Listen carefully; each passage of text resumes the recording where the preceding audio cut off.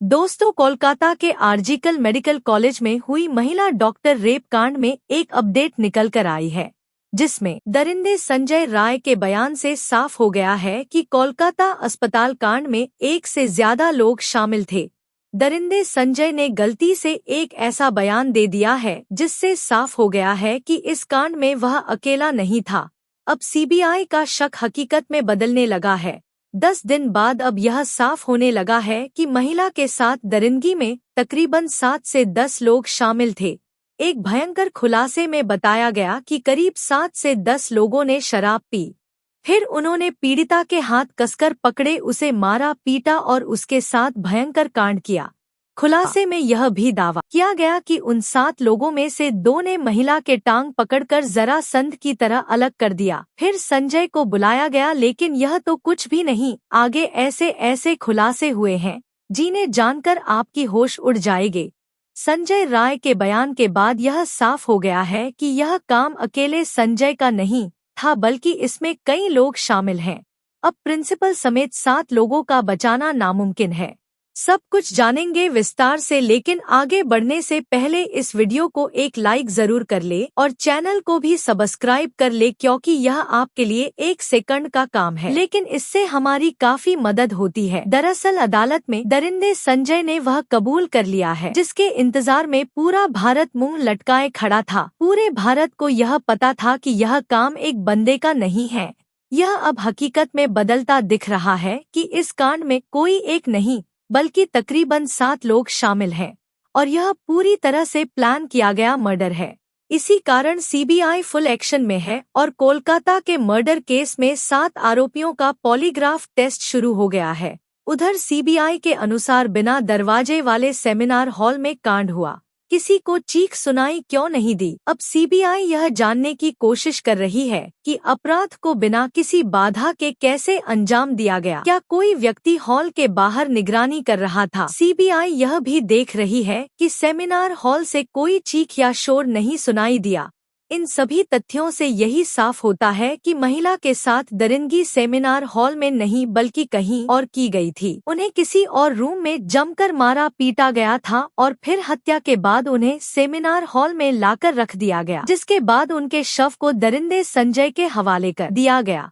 लेकिन अब संजय ने जो बयान दिया है उससे साफ हो रहा है कि वह अकेले नहीं था बल्कि इसमें कई लोग शामिल थे। अदालत में दिए गए संजय के बयान को तो जानेंगे, लेकिन उससे पहले सबसे भयंकर खुलासे को देखते हैं जिसमें 7 लोगों के शामिल होने का दावा किया जा रहा है। दरअसल सोशल मीडिया पर एक पोस्ट में दावा किया गया है कि कोलकाता के आरजिकल मेडिकल कॉलेज अस्पताल में हुई महिला डॉक्टर की हत्या संजय रॉय ने नहीं बल्कि अस्पताल के 7 ट्रेनी डॉक्टरों ने की थी। इस पोस्ट में कहा गया है कि इन ट्रेनी डॉक्टरों ने पहले महिला के साथ कांड किया और फिर उसकी टांगों को बेरहमी से चीर दिया, जैसे महाभारत में जरासंध का किया गया था।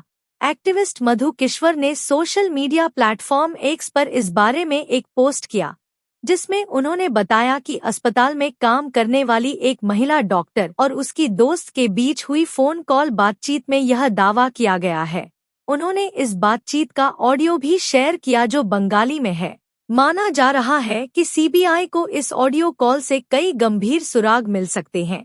मधु किश्वर के अनुसार इस बातचीत में कहा गया है कि महिला एक बहुत ही होशियार स्टूडेंट थी, लेकिन उसे अस्पताल और प्रिंसिपल के कुछ बेहद भयानक राज्य पता थे, जिसके कारण उसे धमकियां दी जा रही थी कि उसे अपनी थीसिस पूरी नहीं करने दी जाएगी। लेकिन इसके बावजूद भी महिला डरने वाली नहीं थी। उसने इसका विरोध किया और कहा कि अगर उसे परेशान किया गया तो वह अस्पताल की काली करतूतों को उजागर कर देगी। जिसके बाद पिछले 6 महीनों से उसे लगातार परेशान किया जा रहा था। उसे बिना रुके 26 घंटे की नाइट शिफ्ट पर रखा जा रहा था और उस पर भारी काम का प्रेशर डाला जा रहा था। चेस डिपार्टमेंट के हेड सीनियर पीजीटी और अन्य लोग भी इस बात से वाकिफ थे कि प्रिंसिपल और उनके ग्रुप नेक्सस का इस स्टूडेंट पर कितना दबाव था। इस बात से साफ है कि प्रिंसिपल समेत पूरा अस्पताल उस महिला के खिलाफ खड़ा हो गया था, क्योंकि वह सच और न्याय के लिए झुकने को तैयार नहीं थी। इस सब के बावजूद वह लड़की अपने स्टैंड पर अड़ग थी। 9 अगस्त 2024 की रात इन सभी ने मिलकर उसके खिलाफ साजिश रची। पोस्ट में बताया गया कि रेप और मर्डर पहले से प्लान किया गया था। यह अब तक का सबसे खौफनाक खुलासा है और सीबीआई इसी के आधार पर जांच आगे बढ़ा रही है। बातचीत में यह भी कहा गया कि पहले कई पीजीटी और सीनियर डॉक्टर्स सेमिनार रूम में आराम करते थे, लेकिन उस रात पीड़िता को अकेले वहां सोने के लिए कहा गया था। कुछ स्टूडेंट्स ने अफवाह फैला दी कि कमरा निर्माणाधीन है और वहां कोई नहीं जा सकता, जिसके बाद उस सेमिनार हॉल में किसी की जाने की हिम्मत नहीं हुई। फोन पर बात कर रही अस्पताल के डॉक्टर ने दावा किया कि घटना से पहले 4 साथी स्टूडेंट्स ने पीड़िता के साथ सेमिनार रूम में डिनर किया था, जिसमें एक लड़की भी शामिल थी। यह चारों सीबीआई के रडार पर हैं और इनकी पॉलीग्राफ टेस्ट भी कराई जा रही है, लेकिन इसके बाद पीड़िता को सेमिनार रूम में अकेले सोने के लिए कहा गया। बातचीत में यह भी बताया गया कि करीब 7 लोगों का एक ग्रुप नीचे गया और शराब पी, फिर उन्होंने पीड़िता के हाथ कसकर पकड़े, उसे मारा पीटा और उसके साथ कांड किया। इस वारदात में एक महिला इंटर्न ने भी मदद की। खुलासे में यह भी दावा किया गया कि उनमें से 2 ने पीड़िता के पैर पकड़कर जरा संध की तरह अलग कर दिया, जिससे उसकी पेल्विक की हड्डियां टूट गई। उन्होंने उसकी कॉलर बोन को भी तोड़ दिया और फिर उसे उल्टा लिटाकर उसके ऊपर जूतों से रौंदा। उसके सिर को इतनी बुरी तरह कुचला गए कि उसकी खोपड़ी फट गई। इस तरह से 9 अगस्त की देर रात कोलकाता के आर्जिकल मेडिकल हॉस्पिटल में ट्रेनी डॉक्टर की रेप के बाद हत्या कर दी गई।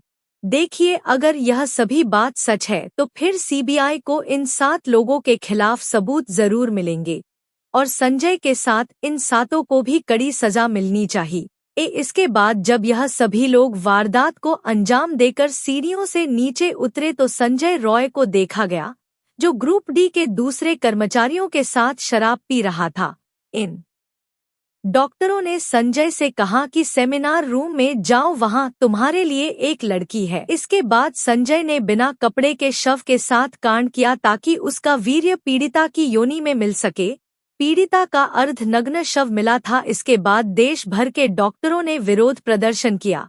इस ट्वीट और इस खुलासे को स्वतंत्र तरीके से हम प्रमाणित नहीं कर सकते, लेकिन यह ट्वीट सीबीआई की जांच में काफी महत्वपूर्ण होने वाली है।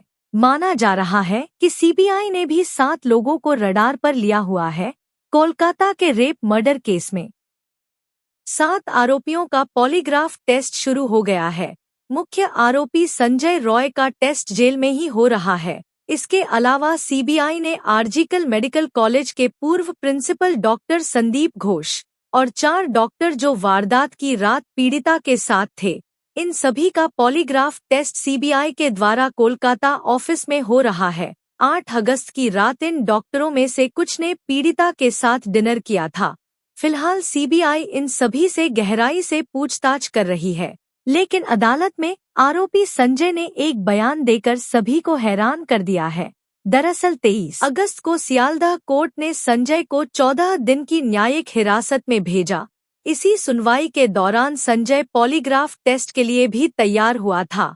मजिस्ट्रेट ने संजय से पूछा था कि वह पॉलीग्राफ टेस्ट के लिए क्यों तैयार हुआ। इसे लेकर संजय ने कहा, पॉलीग्राफ टेस्ट से साबित होगा कि मैं निर्दोष हूँ, मुझे फंसाया जा रहा है।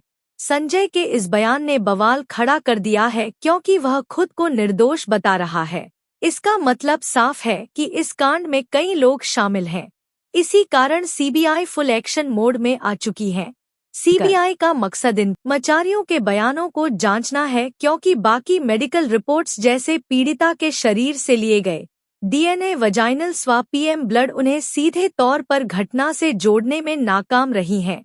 सीबीआई जानना चाहती है कि क्या इन 4 डॉक्टरों ने सबूतों के साथ कोई छेड़छाड़ की थी या फिर वे किसी बड़े षड्यंत्र का हिस्सा थे, क्योंकि पोस्टमार्टम रिपोर्ट इधर-उधर करने में प्रिंसिपल समेत यह सभी लोग बेहद माहिर थे। इस कारण सीबीआई इस घटना को कई एंगल से जांच कर रही है। आर्जिकल अस्पताल के पूर्व प्रिंसिपल संदीप घोष से आज लगातार 9वें दिन पूछताछ हो रही है। सीबीआई की टीम ने घोष से अब तक करीब 100 घंटे की पूछताछ कर ली है। लेकिन अब तक उनके जवाबों से संतुष्ट नहीं है क्योंकि वह बार बार अपने बयान बदल रहा है। इससे साफ हो जाता है कि इस कांड में उसका बड़ा हाथ है। सीबीआई अब तक ट्रेनी डॉक्टर के रेप मर्डर केस में 73 लोगों से पूछताछ कर चुकी है, लेकिन सिर्फ 7 लोगों पर ही सीबीआई की नज़र टिकी हुई है। सीबीआई यह भी पता लगाने की कोशिश कर रही है कि क्या सेमिनार हॉल के बाहर कोई और व्यक्ति तैनात था। इसके लिए सीसीटीवी फुटेज की गहराई से जांच की जा रही है। अधिकारी यह भी देख रहे हैं कि जब घटना हुई तो सेमिनार हॉल के अंदर से कोई आवाज क्यों नहीं सुनाई दी।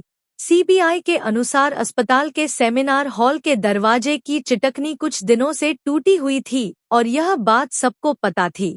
इसी कारण जब डॉक्टर रात 2 से 9 बजे के बीच हॉल में गई तो दरवाजा बंद नहीं कर पाई। एक ड्यूटी डॉक्टर ने उन्हें सोते हुए भी देखा था। अब सीबीआई यह जानने की कोशिश कर रही है कि अपराध को बिना किसी बाधा के कैसे अंजाम दिया गया। क्या कोई व्यक्ति हॉल के बाहर निगरानी कर रहा था? सीबीआई यह भी देख रही है कि सेमिनार हॉल से कोई चीख या शोर क्यों नहीं सुनाई दिया। अस्पताल के दूसरे मंजिल पर सेमिनार हॉल में वारदात को अंजाम दिया गया था। अगर सेमिनार हॉल में दरवाजा नहीं था तो फिर महिला की चीख बाहर सड़क तक आनी चाहिए थी, लेकिन ऐसा नहीं हुआ। इसी कारण संदेश बढ़ता जा रहा है और इसमें कई लोग